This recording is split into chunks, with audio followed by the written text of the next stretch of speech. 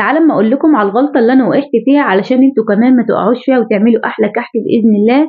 كل عام وانتم بخير يا حلوين. علشان نعمل كحك العيد بطريقه سهله وبسيطه، وهقول لك المقدار المظبوط، بس في غلطه كده انا هقول لكم عليها علشان انتوا كمان ما تقعوش فيها. نسمي بالله ونصلي على الرسول عليه افضل الصلاه والسلام. وهنعمل مع بعض كيلو من الدقيق، نزلت عليه بمعلقتين من السكر البودر، معلقتين من السمسم الاحمر، والسكر ما تزوديه زياده عن اللزوم علشان بينشف الكحك زي ما احنا عارفين.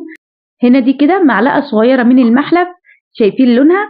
خلي بالكم برضو دي بتغمق الكحك، فانا استخدمت معلقه صغيره للكيلو، دي تختلف عن روايح الكحك، فاللي هتستخدميه من الاتنين بتبقى معلقه صغيره. الغلطه بقى اللي انا غلطتها هنا البيكنج باودر، انا استخدمت معلقه صغيره مش هرميه بس كانت مليانه. يفضل تستخدمي ربع معلقه صغيره من البيكنج باودر علشان دي ضيعت معايا النقشه او البصمه بتاعه الكحك، فخلي بالكم من الموضوع ده. دي الغلطه اللي حبيت اقول لكم عليها.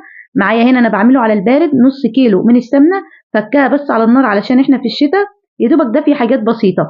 مهم جدا بقى تبسي الكحك، اهم حاجه علشان ما يشققش معاكي، تبسيه كده لمده 10 دقائق وتقدري تبسيه وتريحي. المهم لحد كده ما ايديكي توجعك تتاكدي ان انت كده عملتي مجهود وبسيتي الكحك، كده هتاخدي نتيجه حلوه باذن الله.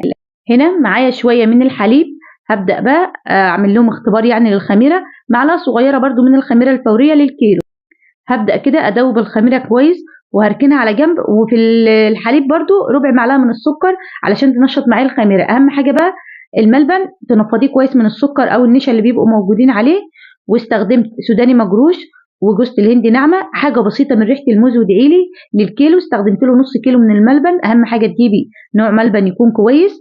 واستخدمت كده معلقتين من السمنه علشان وانا بعجن الملبن ما يلزقش في ايديا، دي اول حاجه. تاني حاجه علشان الملبن وهو في الكحكايه يبقى طري معاكي وما ينشفش. وبرده سر ان الملبن بينشف معاكي، انت بتزودي تسويه زياده عن اللزوم فبيبقى يمضغ معاكي زي اللبان كده، فخلي بالكم. هقول لك على حاجه بقى تحطيها على الملبن، حاجه بسيطه من البيكنج باودر على النص كيلو، يعني اقل من ربع معلقه صغيره خالص، بتوزع معاكي الملبن في الكحكايه. هنا بقى مقدار الحليب 200 كوبايه، 200 مللي من الحليب، نزلت عليها بحاجه بسيطه ذره ملح كده للكيلو علشان ما يبقاش طعم الملح ظاهر معاكي فيه. وهدوب الملح، تقدري تحطي ذره الملح دي بين صوابعك في الدقيق، بس اهم حاجه يكون ملح ناعم ما يكونش خشن. هنا بقى اتاكدت ان الخميره بتاعتي نشطه زي ما انتم شايفين، عملت الفقاعات اللي انتم شايفينها دي. هبدا اول حاجه انزل بالخميره.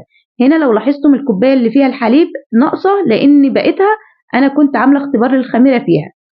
اللهم صل وسلم على